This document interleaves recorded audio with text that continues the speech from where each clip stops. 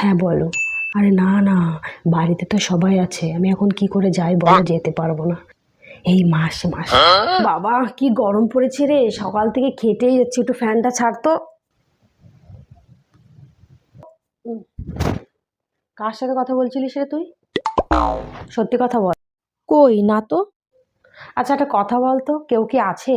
না কেউ নেই। अच्छा তাহলে বল না। কেউ নেই বলছি कंट्रोल তো, কেউ নেই।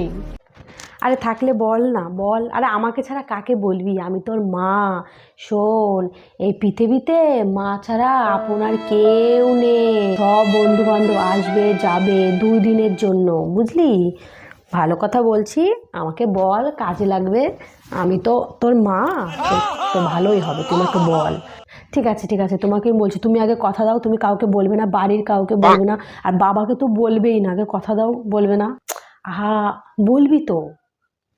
আছে একটা ছেলে, আছে। আমি বুঝতেই পেরেছিলাম। তা সে কি করে? আমাদের সাথেই পড়ে, আমাদের ক্লাসমেট। স্টুডেন্ট, তোর সাথে পড়ে। পড়াশোনা শেষ করে কি করবে? কিছু সেরকম করবে না, ওর বাবার জমি আছে, সেখানে ফুল গাছ লাগায়, অনেক ফুলের ব্যবসা ওদের, সেই ব্যবসাতেই ও থাকবে বলছে। এমনি ভালো, अच्छा কোনো নেশা করে না, দেখতেও ভালো। আচ্ছা, ফুলের ফুলের ব্যবসা। ফুলের ব্যবসা। জানোয়ার।